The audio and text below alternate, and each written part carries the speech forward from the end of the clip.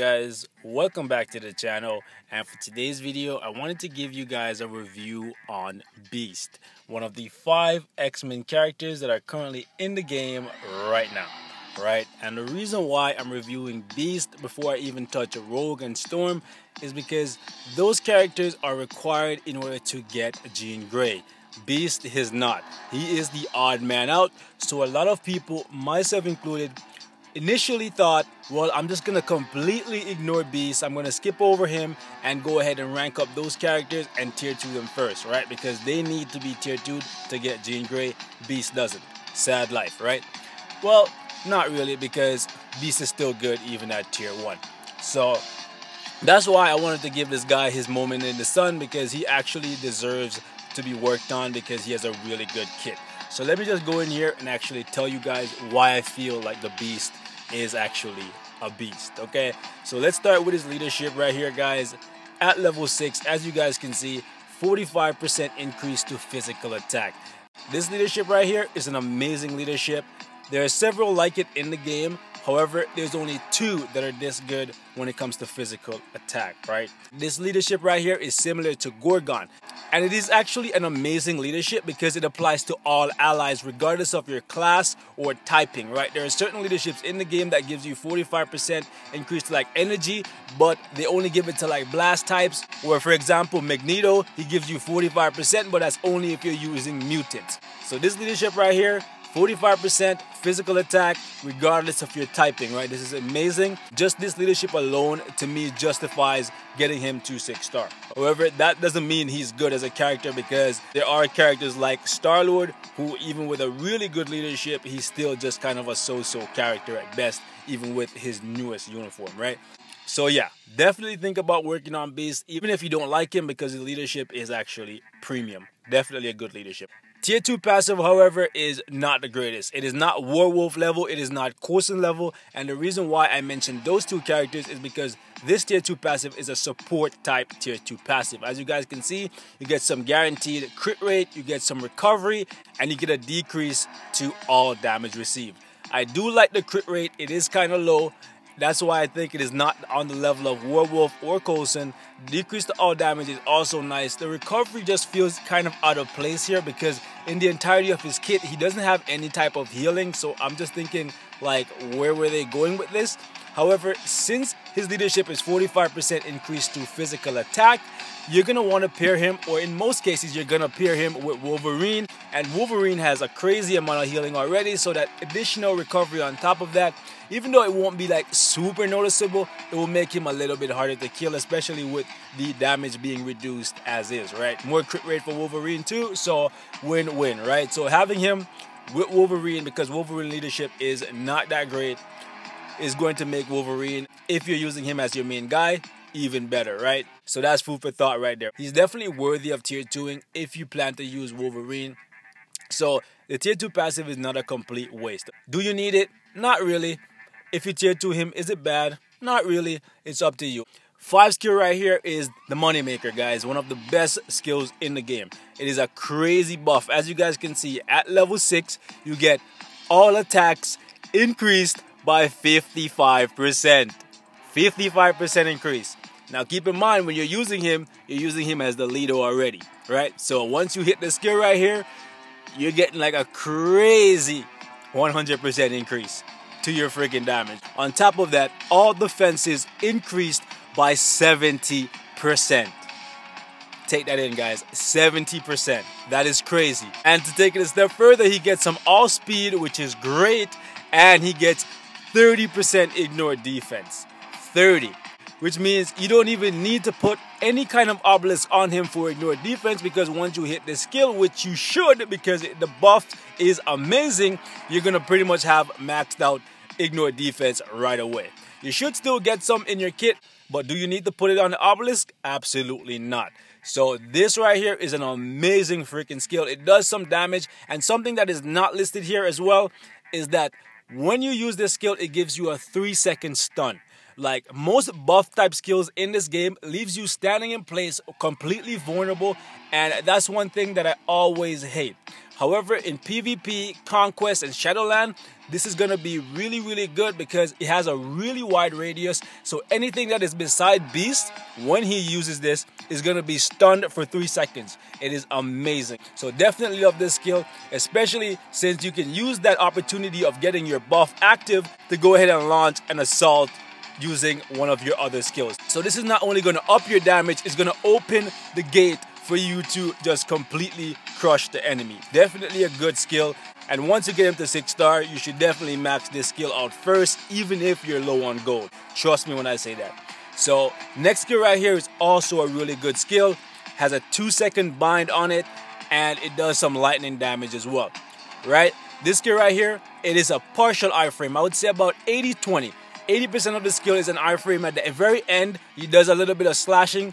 That is not an iframe, so keep that in mind, okay? Do not get sloppy when you go in world boss mode with it, because you will get punished a little bit. However, in Shadowland and other game modes where the enemy can be CC'd, because they're being shocked, because he throws out the shocking disc, he jumps them, he jumps around the map and slashes them up. At the end of the skill, the shock is still active when he's slashing. So a lot of the time, you will find that they're still flinching, so they don't notice that you're outside of the iframe, right? Because they're too busy being shocked. However, the world boss cannot be affected by shock damage. So if you're in world boss mode, as soon as you come out of the iframe, be ready to use another skill or kite. Otherwise, you're going to get punished. Keep that in mind. So now let's take a look at his 4-star passive. When his HP is below 65%, he gets an increase to all attack. Yeah, guys, more attack. And he gets 6% increase to his all speed. And crit rate is buffed by 3%. Once he gets low on HP, with 65% is not that low, so this is a really good 4-star passive. He starts to put out even more damage and he gets even more attack speed. Definitely a really, really good 4-star passive. One of the best in the game for sure. Crit rate is kind of low, but when you're getting 10% all attack, I'll take it. I'll take it, baby. I'll take it. Freaking 3 skill right here is a full iframe, so keep that in mind. It is a full iframe, is the only full iframe in his kit, so keep that in mind, guys. Okay, I keep saying it over and over. Keep that in mind. Full iframe. Definitely want to use this as one of your key skills. 2 skill and 1 skill are just plain damage. There is a little bit of movement to them, but the main skills that you're going to want to use is going to be the 5, the 4, the 3. And for me, I generally use the 1 because it has a shorter animation than the 2. The 2 does a little bit more damage and it has a little bit of movement on it. However, just to get off the quick damage so that I can go back into my 4 skill is good enough for me. So generally when I use him, I start the fight by using 5, then 4, then 1 at the end, and then I'll use the 3 skill because it is a full iframe, and it's going to make it so that if you have max skill cooldown, your 4 skill should just be coming off cooldown when the animation ends for Wild Beast, okay? So 5, 4, 1, 3 is what I use. I'm not telling you that you have to use it, but that is the rotation I use, and whenever you see me play the Beast, that is what I'm going to use, okay? And if you do that, guys, and you have a decent skill cooldown, which is pretty easy to do with this guy because he does get some in his kit, which I'll show you guys in a second.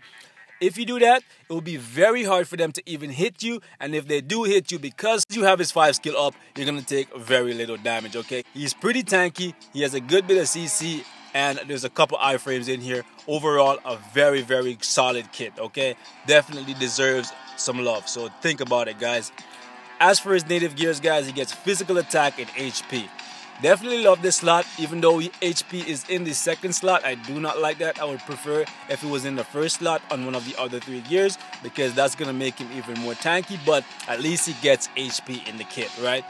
1st slot, you want to roll something like I have here, right?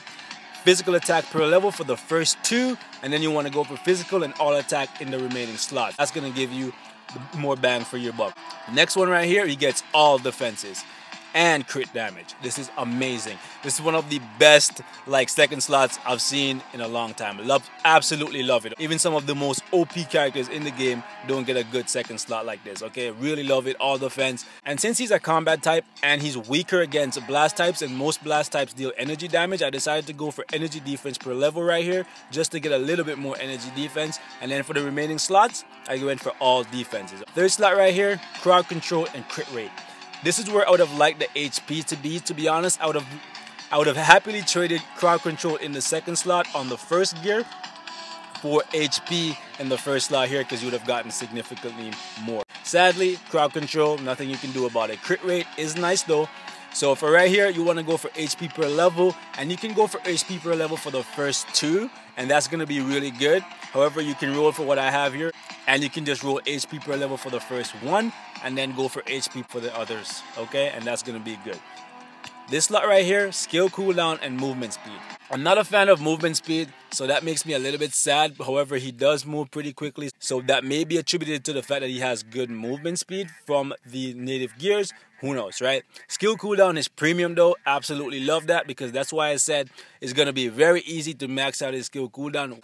So as for the gears on this slot right here, it's completely up to what you need, right? Because you can roll all ignore defense right here, but keep in mind that Stars and Garters gives him ignore defense, right? So you don't need to max out your ignore defense. He's one of those characters where you can have 20% on him and he will be good. So right here you could put skill cooldown if that's what you're lacking. You could put crit rate, you could put crit damage. It's completely up to what you need based on your cards, right? So keep that in mind. As for an obelisk, guys, I do not have one for him yet. However, the one that I'm going to build for him is going to be all defenses, max HP, and invincibility for 5 seconds. Something along those lines. If I get 2 out of 3, happy with that, okay? Ideally, I would like all defenses to bump up his defense even more, the max HP to make him even more of a tank, and the invincibility just so that if he gets low on HP, he doesn't die. I'm trying to make him a PvP type character because I have enough PvE type characters already, right? As for an ISO set, guys, initially I rolled Power of Angry Hulk here, and I re-rolled and I landed on Drastic Density. And the main reason why I didn't go for Power of Angry Hulk is because take a look at his 4-star passive. You will see that he gets some attack speed here. It's only when you get the 65%. However, he does get 20% right here when you activate this skill. So if you have any kind of attack speed coming from your cards, it's going to be very, very easy to go over the cap. Rather, you can't even go over the cap, so it's going to be very easy to hit that ceiling of 130% since you start off having 100, okay? So for me, I decided I'm not going to go for Power of Angry Hulk. I was rolling for Overdrive, but then I landed on Drastic Density. And I think I'm going to keep this one, guys, because this HP shield is actually going to make him really freaking tanky, okay? Because of the fact that it activates when he's attacking. So I don't have to rely on him getting hit in order to get the shield active. So this is what I'm going to go with. And honestly, I feel like this or Overdrive is the 2 best ISO sets for him. If you want a PvE build, go ahead and get Overdrive. That's going to make him more viable for World Boss. If you want something for Conquest and PvP, so Battle World, go ahead and get something like this, man. This is going to be more bang for your buck. It's going to be better than rolling for like Stark Backing or I Am Also Groot. So definitely think about one of these 2 ISO sets. And just to show you guys some gameplay with him, we're going to take him into Shadowland and we're going to put him on floor 1 with no ISO set, no custom gear, rather no obelisk, and see just how well he does, man, because this guy's a beast. I'm telling you, beast.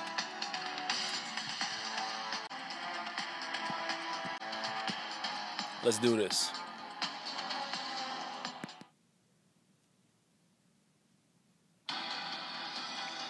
Alright. I wonder which one of these guys are going to be the one that dies first. Well, looks like it's you, Winter Soldier.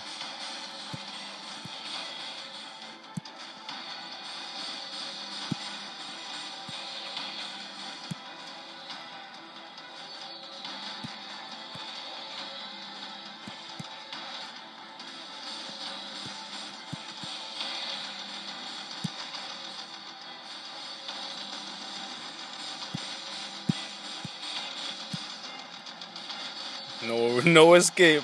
There is no escape.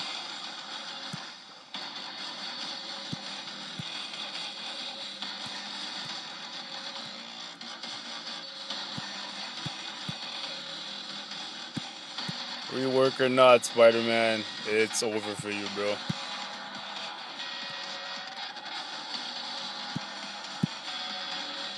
And this is why I said I don't even plan to put an attack ISO set on this guy. Look at that. Under a freaking minute, no ISO set. No obelisk, guys. This guy is a beast. Worthy of that name. I'm telling you guys. But that's all I have to share for this one, man. If you like the Beast, if you don't like the Beast, if you have a better skill rotation for him, if you disagreed with what I said and you think he's trash, let it all be heard in the comments, guys. Like always, thanks for watching, and I'll see you guys, well, in the comments, boys. And I'm out.